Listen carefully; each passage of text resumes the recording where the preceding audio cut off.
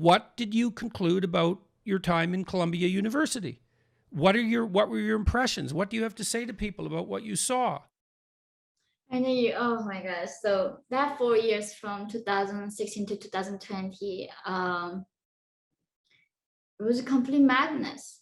I I became very pessimistic about the Western world after university because like so literally in these humanity classes, even the economics, I was studying economics for 2 years and later human rights. The professor would send me the emails. Oh, this class we're gonna cover this. If it triggers you, you don't have to come to the class or don't even do the reading. I'm a rape survivor. I'm a slave. I gone through so many things, and they say, oh, this can trigger the rape. This can trigger this, and then like every before the class they say, let's go through what do you want to be called, your pronouns. And my English is not that good. I sometimes mistakenly call him or she and then they start asking me to say they, and then I don't know how to incorporate in my English that pronoun properly. And it made me so nervous to talk in the classroom. And one day I got into a fight with my professor. She was saying, the fact that you're letting men holding door for you is you are giving in to their overpowering you. And I was like, no, isn't it kindness? Is it decency? I hold the door for people too. It's not like I'm trying to signal that I'm powerful than you. And she was like, Yeonmi, you're so brainwashed from North Korea.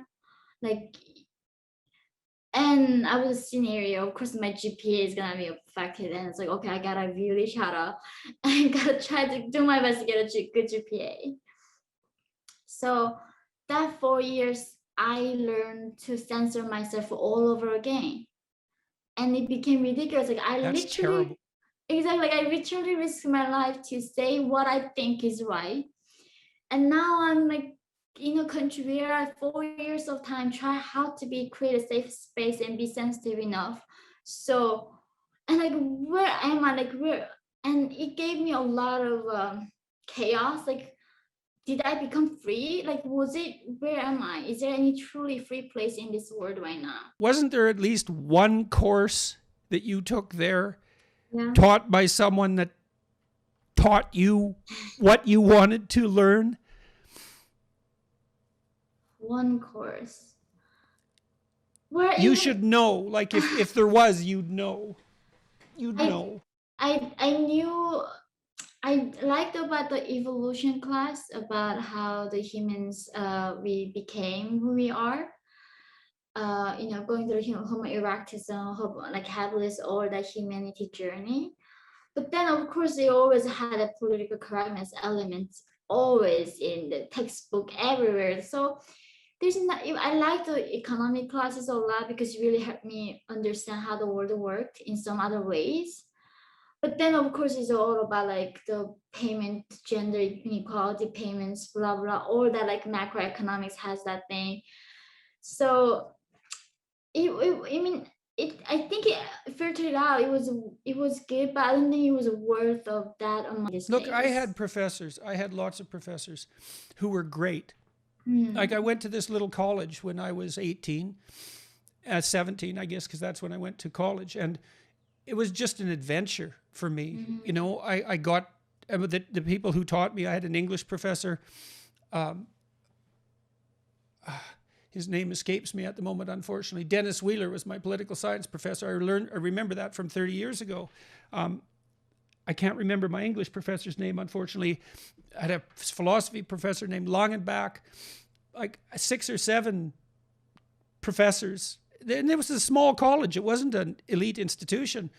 And they loved to teach. And I had a group of friends that loved to learn, and it was great. Like, it was great. I learned a tremendous amount. I learned that I didn't know how to write, and they taught me.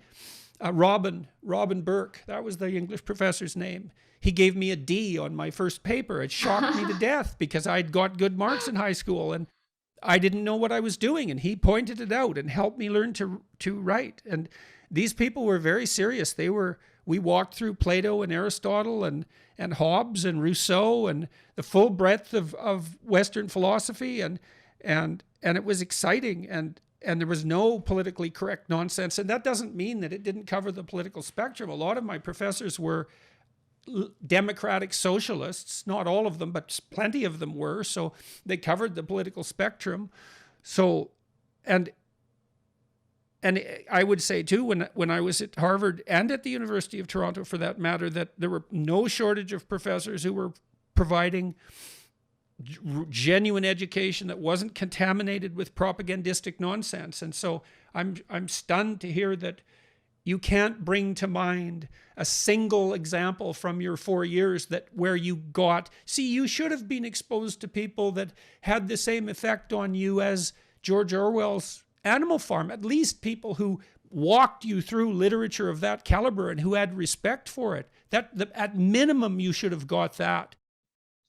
Yeah, but they instead told me not to read Jane or Jane Eyre because they had a colonial mindset that's gonna brainwash you, without you knowing it. So the problems of reading the Western classics is they were all like bigots and racist and believed in slavery. So it was because it's an amazingly it's a lie that's so profound that it's absolutely staggering.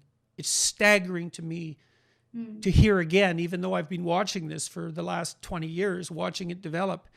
It's staggering to me that that this can actually be the case, that's what's taught about this tradition that actually produced the first emergence from slavery that's ever existed anywhere.